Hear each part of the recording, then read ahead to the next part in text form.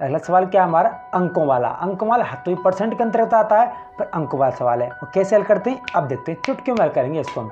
कि सीता ने किसी परीक्षा में 180 अंक प्राप्त किए और वह 30 अंकों से फेल हो गई।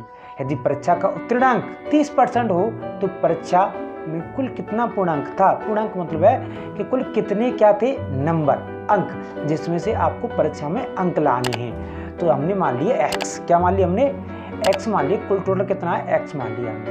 अब x मांग लिए, अब देखो क्या है, इसका निकालेंगे हम 30%। क्या निकालेंगे हम, 30%। तो 30/100 ये क्या है, आपका पास मार्किंग है। क्या है, पास। क्यों, उसने कहा है हमसे कि 30% जब मार्क्स लाते हैं तो क्या उत्तीर्ण अंक पास के हैं। अब 30 अंक पास के हैं तो हमने इधर बराबर चिन्ह लगाना है। अब देखना है कि 180 अंक उसने प्राप्त किए से और 30 अंकों से वो फेल हो गई, तो कुल मिलाकर कितने अंक पास हो चाहिए उसको, 210। क्योंकि 180 और प्लस 30 ये हमने जोड़े तो कितना आएगा, 210। तो यहाँ कितना आएगा हमारा, 210 निकल के आता है। क्यों निकल के आता है कि परीक्षा में उत्तीर्ण अंक कितने चाहिए, 210। 180 अंक से प्राप्त किए थे, 30 अंकों से क्या हुए, फेल। तो अब दोनों को जोड़ देते हैं हम, तो क्या आता है, कुल टोटल अंक आता है। कुल टोटल अंक मतलब परीक्षा में जो पास अंक चाहिए ना, वो अंक आते हैं आपको 210। अब वैसे परसेंट में कहता है वो कि कितने अंक चाहिए उसको, 30% चाहिए।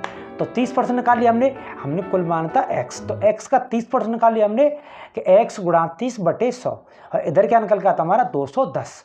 अब इसको करते हैं हम सॉल्व। कैसे, अब देखो x बराबर निकालेंगे यहाँ से हम, तो 210, देखो यहाँ से भी निकल के आता, 0 से 1 0 कट गई। अब 3 पार्ट से कट जाती है हमारी 7 बार, तो 0 है, ये 70 आ गया। अब 70 गुणा क्या कर देंगे हम, किससे, 10 से। ये 10 बची हमारी ये वाली, और ये 70, तो कितना आएगा, फाइनली आंसर हमारा 700। कितना आएगा, 700। देखो कैलकुलेशन है, इसको कैसे भी हल कर सकते हैं, सॉरी कैलकुलेशन है, गुणा भाग है, इसको कैसे भी हल कर सकते हैं। चुटकियों में खेल करते हैं इसको, गुणा भाग को। खाली कॉन्सेप्ट आपको समझाना हमने कि कॉन्सेप्ट कैसे हल करना है। अब चलते हैं हम अगले सवाल।